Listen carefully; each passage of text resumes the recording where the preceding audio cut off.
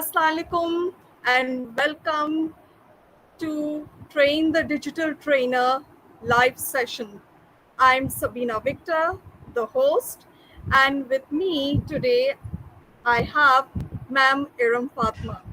Now, Ma'am Iram Fatma is a seasoned educationist with 20 years of experience. She is currently working as a senior headmistress in a Cambridge stream. So, welcome, Ma'am Iram Fatma. So, over to you now. Thank you very much, Ms. Reena, and Assalamualaikum and good evening, everyone. I hope whatever small thing we have come up with, I have come up with, you people will enjoy, and you are free to ask whatever question you want to. Uh, Please, I will just tell you one thing that in this particular session, I just try to give you a small glimpse of this teaching strategy. And this, we, me being a teacher myself, it is very near and dear to me, the strategies that we use. So here you will again see someone, for many of us, I think majority of us will be with the view that, okay, we are using it, so it is just a refresher for everyone, and if you can want to ask any question, please feel free to ask. Thank you, Mr. Vinam, for your kind words, and let us begin this. This is the teaching strategy that is I have started. I chose here, and when I chose this, this is something I wanted to show initially because teaching is written in the middle, and once anyone can just close their eyes, and when we thought about teaching, we just thought about a personality, a teacher, books, so much knowledge to learn, then curriculum, the board and everything, teaching material. So, but how this teaching is achieved, that is a different thing. So that is what we are going to have a little glimpse about it. Next slide, please.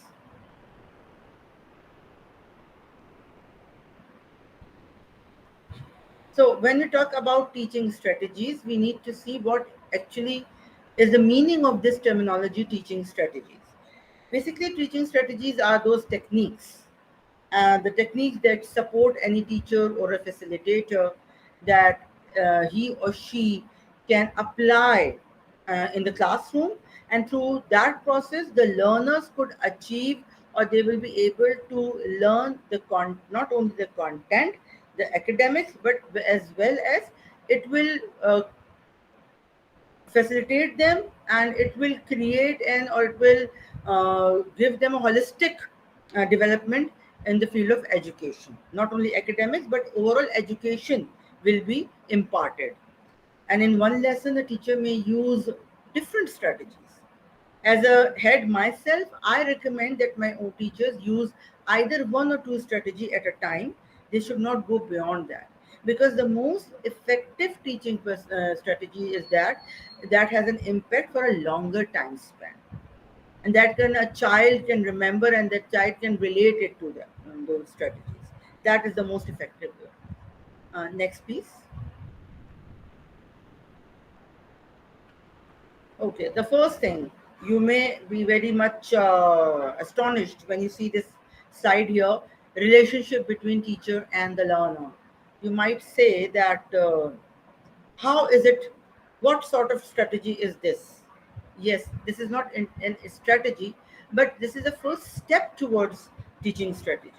The relationship or a connection that a teacher and a learner has within themselves is basically the first bound, the first interaction, the first feeling of likeness, comfortable, the comfortableness that a person and the learner has towards the teacher, and which make him eager to learn, to enter that domain of learning.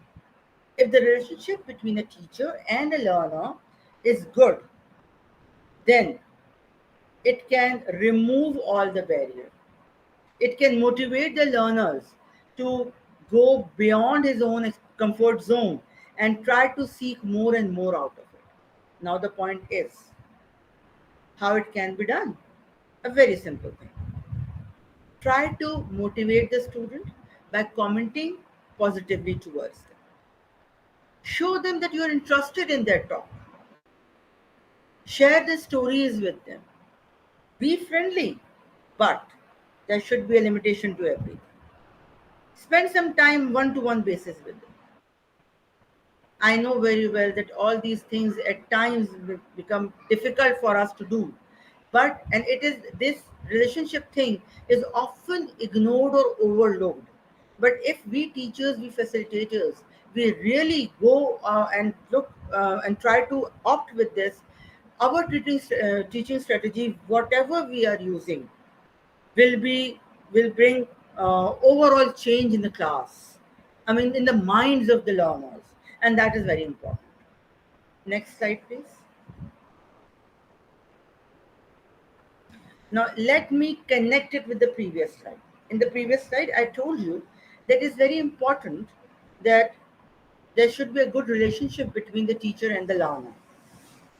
So, if the learner is comfortable, he will try to understand what you are saying to him, what you are asking him. So, because no one, we are humans and we are not so much eager to answer every time. And whenever there is a concept of a teacher, it is always that they are going to ask questions. There's a fear in every learner's mind that as soon as the teacher will start the lesson, she will start asking questions.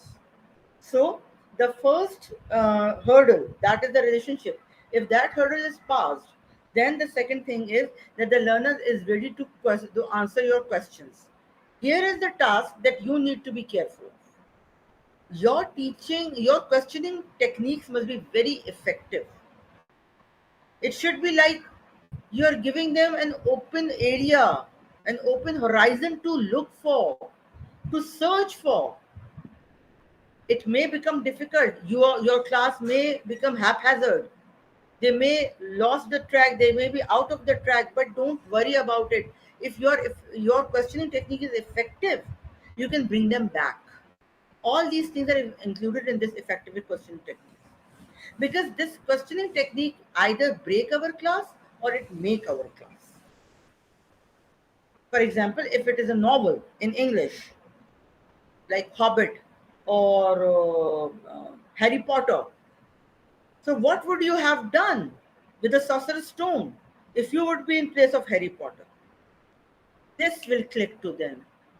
They will be in there because see, these children, this generation, they are very logical. They will give you a logical answer, but they do like to live in that era. Let them be the part of, let them taste that thing. So your questioning techniques should be, for example, if you are teaching them history, what would you do if you would be a Britisher and you have seen that 1857 war in front of you? What would be your reaction? What would you do if you will be sent to a desert to live there? It's a geography. So I just use three subjects here: English, geography, and history, to give you an idea how the effective questioning can be done in the class. Next, please. Okay, Marzano strategy. Maybe many of you have heard it, many of you must not have heard it for the first time, but it is a very simple thing. Don't get confused with the name and everything. Marzano technique is very simple, and we try to do it at times in our class. Although, to be very truthful, many of us avoid it as well, avoid this thing as well. But it is a very effective technique in a way that it gives the learning process and it give the clarity to the learners or our students that where you went wrong, what has to be done to get you yourself corrected. In a very simpler way, it is self assessment. For example, you gave them one mathematical trigonometry question. You showed them that, okay, I have given you the formula. Now apply the formula and solve it. And then you see that they have done something wrong. Then you will say, okay, let us discuss what you have done. Go through your answer again. Go through your the steps again. Recall what have been taught to you. In doing so, the learners will become the responsible person. They will try to detect their own mistakes and they will try to rectify them. This is a sort of Marzano strategy. Now, again, it seems that it can only be done in the class, but no, you are educating them that mistakes happen. It is not only in academic, it is not only in the subjects that it is done. No, mistake happens. Even in your own personal life, you can commit mistake. Humans are full of errors. But sit back, think what you have done, find out the mistake, rectify them, and you can come out successful. So again, what I just mentioned in the earlier slide, the teaching strategies are not only for the academic reason, they are basically the holistic development in educational field and for our learners. Next slide, please.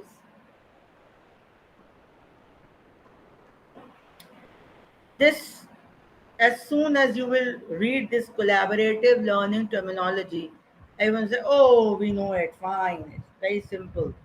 Yes, collaborative learning is very simple. You make small groups, you give them some task, and you ask them to do it, and then tell your findings. But there's something that is missing. The collaborative learning can be very, very effective if it will be done by the facilitator in a way that that will provide learners a true sense of education. Please mind it again. I'm using the word education, I'm not using the word academic. The thing is that in collaborative learning, at times we don't tell them, we don't share with the learners our success criteria. This is especially needed that the teacher or a facilitator provide them, tell them, inform them about the success criteria, that why they want this collaborative learning strategy to be done in class. Then time management, that I have given you this task and you are responsible for this particular thing within this time frame, whether 2 minutes, 3 minutes, or 5 minutes, more effectively. Again, it is for the overall education of the child, of a learner, even for the teacher at times, because the child that group is creating a fuss, they're not coming to the to that right conclusion. A teacher may feel frustrated. That is a point, that it's a learning thing for the teacher as well, that no, tolerance and patience is very important. There might be a group, that you have made for the collaborative learning, who will be slow, yet they were doing the task. Facilitate them. This gives us the idea how to help each other. Again, not only in academics, but overall as well. Give them the feeling that yes, I am here. You may laugh when I will refer to this, that there is a movie Tare Zameen Par. In that movie, when that father came and say that we care, so the hero asked, "What is this care?" So this collaborative learning gives them the idea what is care. Caring is not, oh, good, good, good. Okay, I care for you. How you care for me? The word how is missing. So in collaborative learning, you are practically showing them how you are caring for them, giving them facilitation, giving them some points where they are stuck, and then this can be applied in their personal lives as well. Try to connect, and this is the task of the teacher. Please connect it with their personal lives. It is not only academics. No, it is education that is lacking in our society as well. Next slide, please. Okay, scaffolding, a very, very simple strategy. Yet, this strategy, you can say that if I would be given the scaffolding task by my teacher, I would be in a fearful state. Because scaffolding is something that you give a task to the student start with it, and you facilitate it bit by bit. Okay, do this point, do this point, come up with this point, you will start facilitating. Then the child start thinking on the same line. We build up their thinking skills. We make them understand how to connect their skills, one skill to another. how to observe, how to think, how to comprehend, how to reproduce. This is how we create a skills. And scaffolding, that is why very important thing for our teachers. But again, I will request you only one thing. Even if you are applying the scaffolding in your class, the timing and the success criteria should be in your mind. Without that, to be very truthful, I will be very honest with you, all the strategies will be null and void. Next slide, please. Okay. You may find it a very abrupt thing that apart from giving you scaffolding, collaborative learning, how this slide just emerged, effective use of AFL, whether it is a scaffold, whether it's a collaborative learning, whether it is a discussion or a debate, if you are not using AFL within these strategies, your strategies cannot be effective 95%. The reason I will never go to 100% is because we all are human, we have errors, we cannot go to that perfection. But yes, we can reach 95 to 98% with either you are using scaffolding or you are using Marzano strategy or you are using the collaborative learning. If within that thing you are using effective AFL tools, your class will be the most successful class in terms of achieving your success criteria, the objective of the lesson, and overall educational development of a learner. I am again repeating myself. If the effective use of AFL is done, whether it's in Marzano strategy, whether it's in collaborative learning, whatever, you will be able to achieve 95 to 98% success in your classes. Your child will be trained, he will be thinking out of the box, he will be having tolerance, patience, everything. And that is the main purpose. And you will be able to assess where the child has gone wrong, where he needed the facilitation more, which child has understood 80%, which child has understood 95%, and then you can plan your another lesson accordingly. And that is why the AFL is to be used effectively along with any strategy that you are using or you are applying in your classes. Thank you for this. When as it is written, interactive session, pounce bounce technique can be used, think pair share activity can be used, exit slip, muddiest point, in which you ask the child what is the weakest thing that you have in this class for yourself, what you have not understood. You can trick the children. What raise hands those who have not understood. They will be a shock and they will think what they were doing. So all these things make them think more and more about their learning. Next slide, please. So now, as per my requirement, any questions? Yes, ma'am. I have a question. Yes, please. What strategies do you tell your teaching strategies do you tell your teachers to apply in the classrooms? Basically, what I have done is I want my teachers to go with effective questioning techniques first. And with that effective questioning techniques, I want them to apply pounce bounce AFL. Once the student will come up with that, they will be satisfied with everything they are comprehending. Then I ask the teachers that now you can move from one thing to the collaborative learning. So this is the two things that I have asked my teachers to first, in the first month of their academic session, they must use these two techniques only. There's no need to And have so many things at a time. Have some, and I'm, go slow. and I'm sure the teachers will be doing very well with under your guidance, ma'am. Inshallah. I hope for the best. Definitely, ma'am. They will be doing well. Any Ji, other ma'am. questions, please? I don't think so. There's any other question.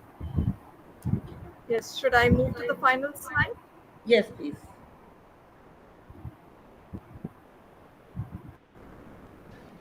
Okay, So, so this brings us to the end of the presentation.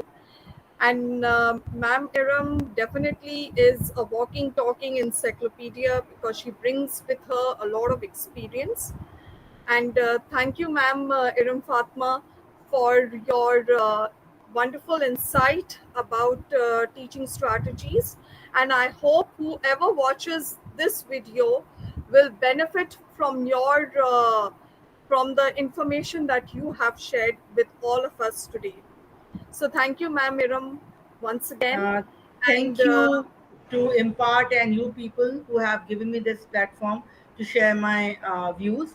And no doubt, we all are professional, miss. But see, at times we do need this these type of refresh. I agree, ma'am. I agree. So this brings us to the end of the session. So take good care of yourselves. Until Kindly, then, thank you very Allah much, Hafiz. everyone. Allah Hafiz. Allah Hafiz.